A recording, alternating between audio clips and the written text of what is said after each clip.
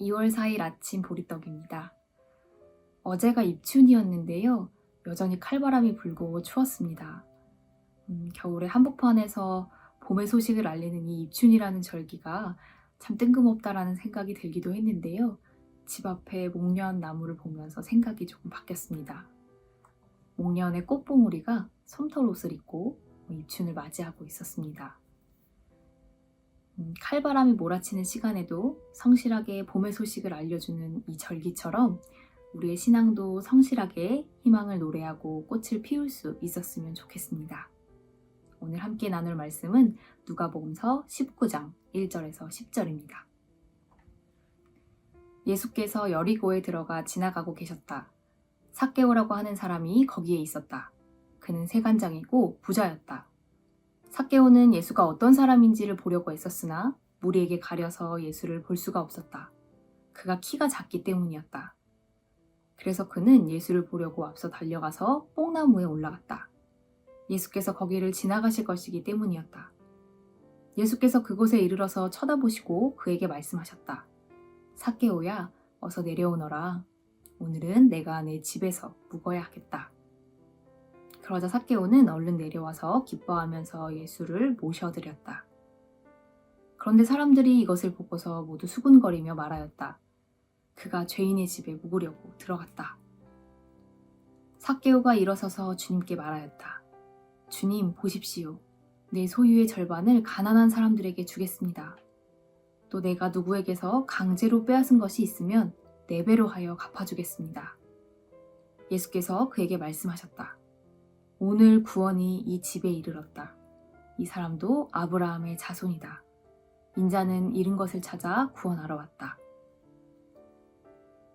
아멘. 삭개오의 이름은 순수하다, 정결하다, 의롭다 라는 의미를 가지고 있습니다. 삭개오의 부모는 삭개오가 의롭고 순수한, 정결한 그런 삶을 살기를 바라면서 이름을 지었겠지만 우리가 성경을 통해 유추해 볼 수 있는 삭개오의 삶은 안타깝게도 그렇지 못했습니다. 성경은 삭개오를 세리장이고 부자이며 키가 작은 사람으로 소개하고 있는데요. 세리장, 부자, 키가 작다 하는 이 사실은 다른 사람들이 삭개오를 어떤 눈으로 보았을지, 그리고 그런 시선을 받으면서 삭개오는 어떤 삶을 살았을지를 짐작하게 합니다. 유대인에게 세금을 걷어서 로마에 바치는 일을 담당했던 세리들은 유대 사람들로부터 죄인 취급을 당했습니다.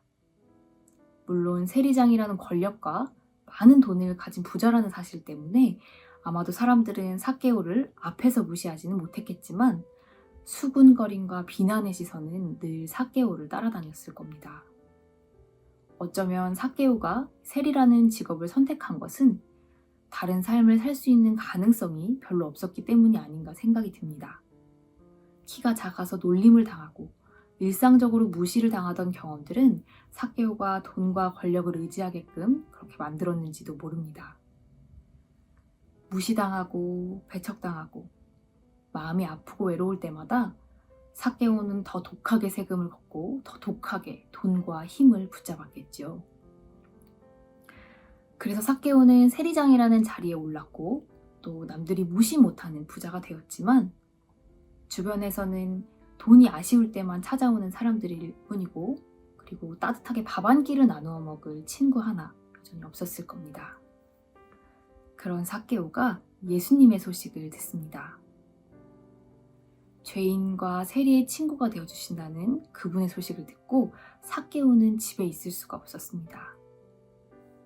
사람들이 북적대는 데는 늘 피하고 싶었지만 삭개오는 알 수 없는 간절함으로 바깥으로 나섰고 용기를 내서 나무를 타고 올라갑니다.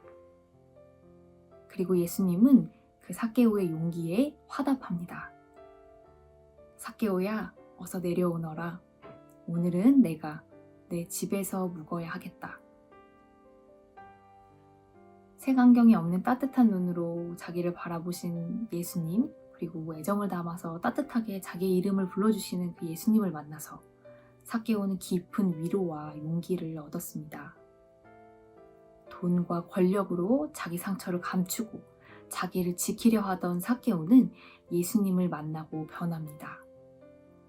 자기 상처에만 집중했던 시선을 다른 아픔을 겪는 이웃에게로 돌려서 목숨같이 생각했던 재산도 기쁘게 내어놓고 예수님의 삶을 따릅니다. 이렇게 진정한 만남은 변화를 가져옵니다. 삭개오의 변화는 수군거리던 동네 사람들에게도 울림을 주었을 것이고 삭개오와 그들에게도 변화가 있었을 겁니다. 오늘 함께 읽은 누가복음서 19장 말씀의 앞장인 18장에는 영생을 묻던 한 부자 청년, 돈 많은 관리의 이야기가 실려 있습니다. 어떻게 해야 영생을 얻겠냐면서 예수님을 찾아왔던 이 사람. 이 사람은 하나님의 계명을 아주 잘 알고 있다고 이야기합니다. 그리고 스스로 그 계명들을 잘 지켜놓으라고 자부합니다. 예수님은 그런 그에게 한 가지 부족한 것이 있다고 하면서 가진 것을 다 팔아서 가난한 사람들에게 나누어 주라고 합니다. 그러자 그 부자는 크게 근심하며 돌아갑니다. 많은 재물과 함께 영생이라는 또 다른 안정과 또 다른 무사함을 보증받으려던 그 욕심을 도저히 내려놓을 수가 없었기 때문이었습니다.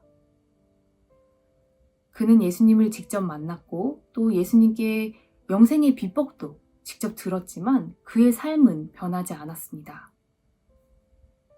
마찬가지로 우리가 예수님을 만났다고 스스로 생각하면서도 우리 삶에서 아무런 결단도 아무런 변화도 일어나지 않는다면 우리는 근심하며 돌아간 부자 청년과 다를 바 없습니다. 예수님을 만난 사람은 삭개오처럼 자기의 상처와 아픔에만 매몰되어 있던 시선을 다른 이웃에게로 돌립니다. 그리고 이웃의 아픔에 응답하는 삶을 살기 위해서 자신의 삶의 방식을 바꾸는 결단을 내리고 변화한 삶을 살아갑니다. 사랑하는 교우 여러분, 우리 모두 다 예수님을 만나고 예수님께 위로를 얻으면서 살아가는 사람들이 아닌가요? 우리의 이름을 따뜻하게 부르시는 예수님의 부름에 우리가 삶의 변화를 통해서 응답할 수 있었으면 좋겠습니다. 단번에 사람이 변하기는 쉽지 않겠지만 예수님을 계속해서 깊이 만나면서 언젠가는 우리가 각자의 아픔과 상처와 불안으로 자기에게만 매몰되어 있던 우리의 시선을 다른 이웃에게로 돌리고 그리고 우리 각자의 안위를 위해서 살던 삶의 방식을 바꿀 수 있게 되기를 기대합니다. 함께 기도하겠습니다.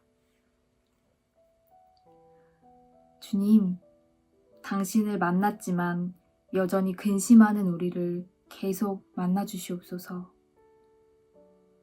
주님의 따뜻한 위로에 상처를 딛고 변화된 삭개오처럼 우리도 주님의 따뜻함에 위로받고 일어서게 하시고 우리 각자에게로 매몰된 시선을 이웃에게로 돌려서 이웃과 주님의 요청에 결단하고 변화된 삶을 살아가게 하소서.